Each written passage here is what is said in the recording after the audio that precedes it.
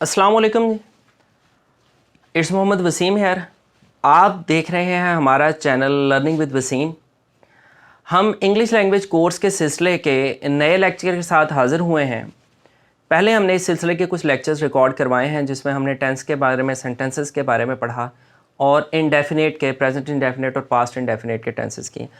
आज हम बात करेंगे फ्यूचर इंडेफिनेट की। सबसे पहले ऑडियंस बता दो, फ्यूचर एक ऐसा टेंस होता है जो आने वाले ज़माने के बारे में हो। ज़माने तीन होते हैं, गुजरा हुआ, मौजूदा और आने वाला। तो आने वाले ज़माने के बारे में बताए जा रहे होते हैं, जो जनरल ट्रुथ्स बताने हो या गुमान के बारे में बताना हो या ख्याल का बताना हो कि मुस्तकबिल में ऐसा होगा, तो उसके लिए हम फ्यूचर इंडेफिनेट टेंस इस्तेमाल करते हैं। हम इंडेफिनेट के साथ तीनों कंडीशंस को लेके चल रहे हैं कि इंडेफिनेट में स्टेटिव कंडीशन भी होती है, एक्टिव भी होती है और पैसिव भी होती है। तो आपके सामने मैं तीन जुमले रख रहा हूँ कि वो बहुत खुश होगा, हम लाहौर जाएंगे, अखबार बेचे जाएंगे या अखबार बेचा जाएगा। पहले सेंटेंस में आपने जैसे देखा कि वो बहुत खुश होगा, इसमें एक्शन तो कोई नहीं नज़र आ रहा, होना जाहिर हो रहा है तो स्टेटिव। इसके लिए फ्यूचर में हम जो स्टेटिव वर्ब इस्तेमाल करते हैं वो विल बी और शैल बी इस्तेमाल करते हैं। तीनों हालतों के लिए, एक्टिव वॉइस और पैसिव वॉइस के लिए मैं विल और शैल का इस्तेमाल बता दूं। जो ट्रेडिशनल रूल है ना, वो तो ये है कि आई और वी के साथ, आई और वी के साथ हम शैल का इस्तेमाल करते हैं और बाकी सब के लिए विल का इस्तेमाल करते हैं।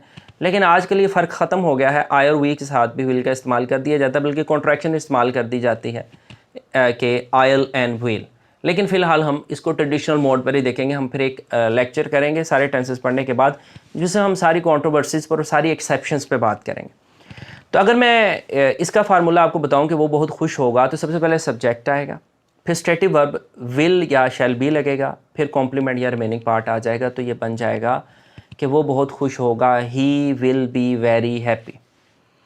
और अगर मैं एक्टिव वॉइस की बात करूँ तो इसमें हमारे पास हेल्पिंग वर्ब विल और शैल लग जाएंगे, सब्जेक्ट लगेगा, विल और शैल लगेगा, first form of the verb लगेगी, फिर ऑब्जेक्ट लगेगा।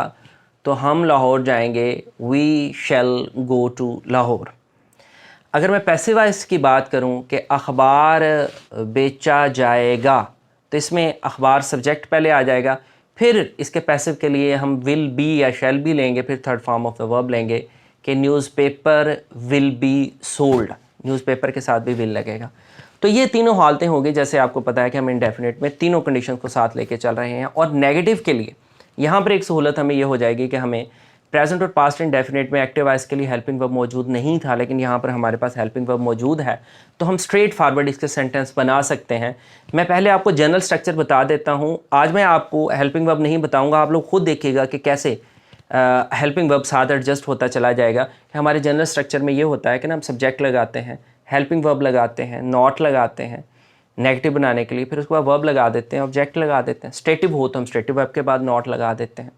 यहाँ पे स्टेटिव वर्ब में हमारे पास दो हेल्पिंग वर्ब्स हैं, तो हम दोनों को तोड़ देंगे, दरमियान में नॉट लगाएंगे। और पैसिव वॉइस में भी ऐसे ही होगा। तो जो सेंटेंस बनता है ना, वो बहुत खुश होगा। अगर मैं लगाऊं कि वो बहुत खुश नहीं होगा या वो खुश नहीं होगा, तो हो जाएगा he will not be happy.